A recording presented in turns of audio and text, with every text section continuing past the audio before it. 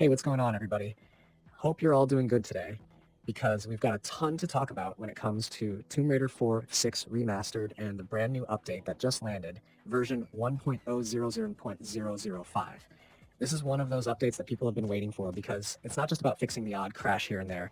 It actually brings some really fun additions, outfits, weapons, quality of life tweaks, and all sorts of improvements that make the games feel way more polished.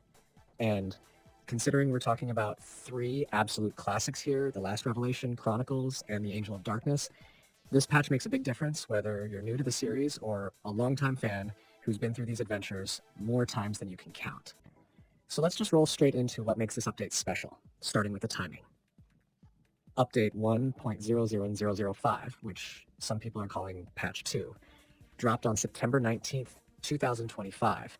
And that date's worth remembering because it lines up with a period where a lot of players were already starting second or even third playthroughs. When these remasters first launched earlier in the year, everyone was excited just to revisit the games in high definition, but the rough edges were noticeable. Some lighting quirks, textures that didn't always align properly, stability hiccups, even bugs that could soft lock you in specific levels. Now, with this new update, the devs have clearly gone back and done a ton of work to smooth out the experience. And that's honestly what you want from a remaster.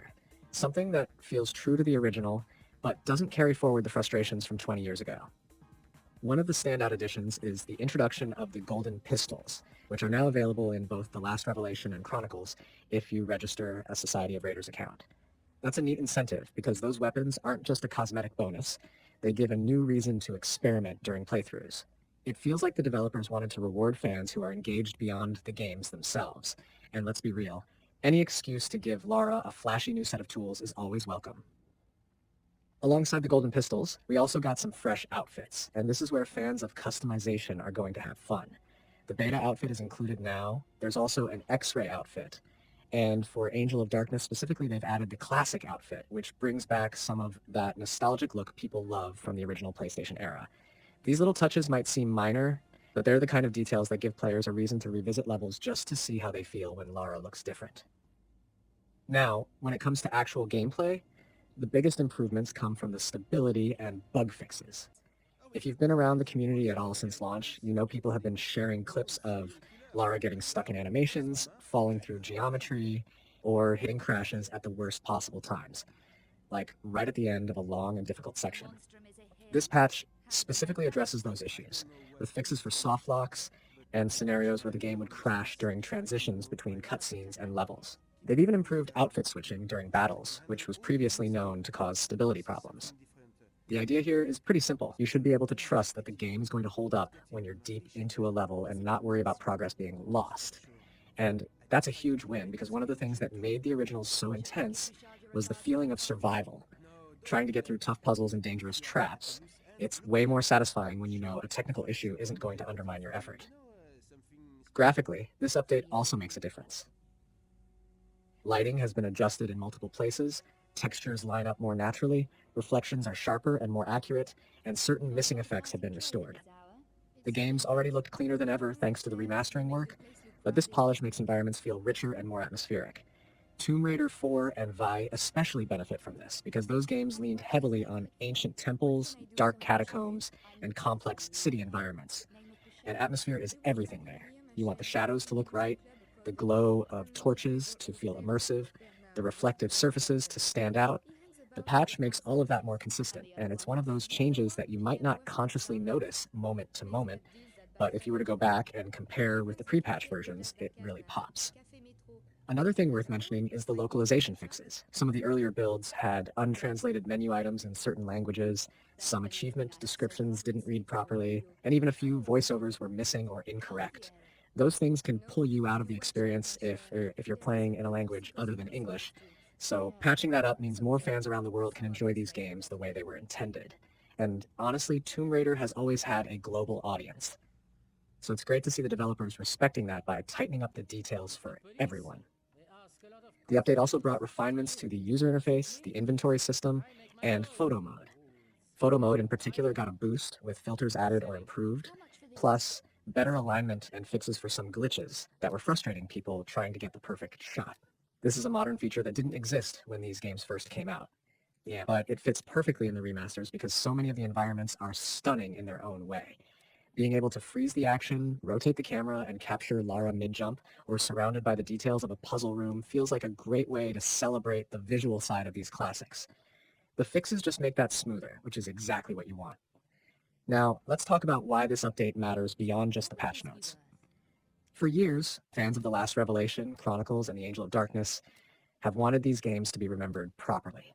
They were often overshadowed by the original trilogy or the later Legend Anniversary Underworld era, but these titles had some incredible storytelling and design ideas. The Last Revelation gave us a deep dive into Lara's connection with Egypt. Chronicles experimented with different stories and tones. And Angel of Darkness, while controversial at launch, had a darker, more ambitious narrative that set the stage for what could have been an entirely new era. The remasters themselves are already a love letter to that period of the series, and with each patch, they're becoming a definitive way to play them. Update 1.0005 is basically saying, hey, we're not just re-releasing these games, we're actively taking care of them, respecting them, and making them better for today's audience. And something else I want to touch on is the way this patch shows how responsive the developers have been to feedback. If you look at community posts, a lot of the exact issues people brought up after the first release have been addressed here. That's a good sign because it shows the remasters aren't a one-and-done project. There's an ongoing commitment to keeping the game stable and fun, which encourages people to keep playing and replaying. It makes you more confident that if another bug or issue is discovered, it'll actually get looked at rather than being left in place. The timing of the release is also perfect for people who might have stepped away after their first playthrough. Maybe you beat The Last Revelation when the remasters launched and decided to take a break before starting Chronicles.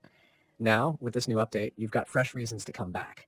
New outfits, better stability, and some cool visual upgrades.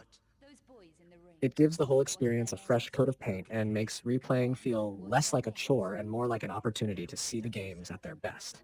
If you're someone who never played these games back in the day and you're experiencing them for the first time through the remasters, this update makes your journey smoother from the start.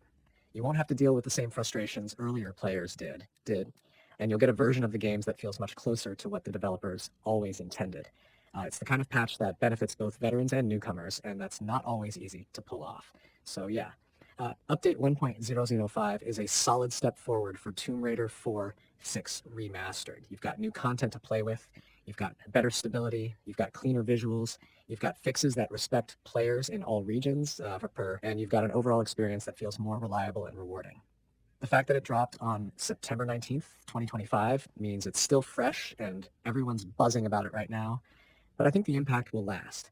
Months from now, people are going to be pointing to this patch as the one that made the remasters feel truly polished. And honestly, that's what you want when you're revisiting games that are over 2 decades old.